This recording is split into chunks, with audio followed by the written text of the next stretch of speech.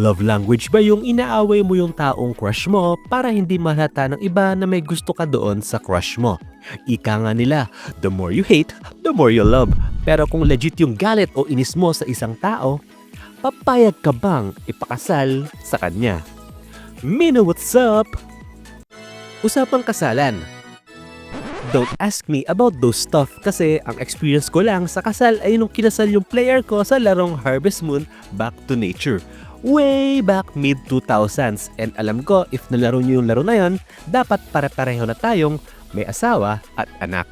Oh, don't get depressed pero remind ko lang kayo na yung mga pinapanood nyo dati sa Gawin Bulilit, karamihan sa kanila mga kasal na. Pero eto ka ngayon nanonood ng anime video essay na ginawa ng isang taong dapat may pamilya na pero mas piniling manood ng mga high school romance anime.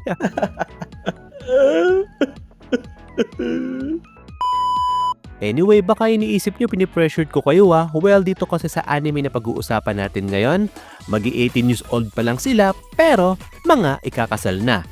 Ito ang anime na I'm Getting Married to a Girl I Hate in My Class. Anime mula sa lineup ng Winter 2025. Tungkol ito sa dalawang magkaklase na mala aso at pusa. Sa araw-araw na ginawa ng Diyos, wala silang ginawa kundi ang mag-away at magtalo.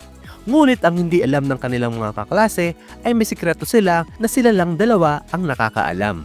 Si Saito ay ang soon tagapagmana ng Hojo Corporation, isa sa pinakamalaking kumpanya sa Japan na pinamamahalaan ng kanyang napakalupit na lolo. Kung gusto ni Saito na may pamana sa kanya ang kumpanya ay dapat niyang sundin ang kagustuhan ng kanyang lolo no matter what. Even pakasalan ng pinakaiinisan niyang babae sa buong school. Yon si Akane, and hindi sa pag-self-insert kay Saito pero may kilala rin akong Akane na kinaiinisan ko. Anyway, si Akane ay yung tipo ng babae na hindi mahirap pagustuhan kasi unang-una, maganda siya at may tahimik lang na personality. Pero ibang-iba ang treatment niya pagdating kay Saito. Sagad hanggang buto ang inis nila sa isa't isa pero kailangan nila i-overcome yan kasi utos ng lolo ni Saito at lola ni Akane na silang dalawa ay magpakasal. Kung hinahanapan nyo ng valid na dahilan itong fixed marriage ni na Akane at Saito, well, sabihin na lang natin na ang lolo at lola nila ay magtotga or the one that got away. Ewan ko ba pero bakit hindi na lang yung dalawang matanda ang magjowaan? Total, pareho na silang byudo at byuda pero wala eh. Gusto nila ang mga apo nila ang magtuloy ng naudlot nilang pagmamahalan. Ngayon, sina Akane at Saito ay dapat magsama sa iisang bahay at matulog sa loob ng iisang kwarto.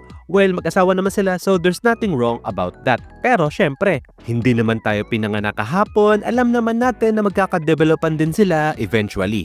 Mag-asawa sila sa bahay pero syempre kailangan nila itago yun kapag sila ay nasa school kasi isipin nyo, napaka-judger ng mga tao like sa mga viewers ko na graduate na ng high school dyan. Diba, ang unang-unang inaabangan nyo is kung sino ang unang majojontis sa batch nyo. So imagine high school pa lang kayo at nalaman nyo nang kasal yung dalawa sa classmates nyo. Chismis na yon sa buong campus. After few episodes nitong I'm Getting Married to a Girl I Hate in My Class, masasabi ko na quite enjoyable ito lalo na kung fan ka ng mga rom-com anime na hindi mo kailangan seryosohin para ma-enjoy. Pero real talk, kung nasa age bracket kita tapos nakaabot ka dito sa part na to ng video at wala ka pa ring asawa o sariling pamilya, paano ko ba sabihin to? Hoy, kumilos-kilos ka na. So that's it na nag-enjoy ba kayo sa video? If give me a thumbs up kung ipapakasal kayo sa taong kinasusuklaman nyo pero ang kapalit, magiging tagapagmana ka. Tatanggapin nyo ba? Comment down below. With that, well, yun lang. By the way, kung hinahanap nyo kung saan nyo mapapanood itong I'm Getting Married to a Girl I Hate in My Class, available to watch ito sa Bilibili. Ang Bilibili ay ang leading anime platform in the world kung saan mapapanood nyo ang mga sikat at naglalaki ang mga animes gaya ng Jujutsu Kaisen, Demon Slayer, Solo Leveling at One Piece. Pwede nyo i-download ang Bilibili app sa inyong mga smart devices or manood sa official Bilibili website. Ililink down ko na lang sa description at pinned comment yung mga sauce. Salamat sa panonood. Bye-bye!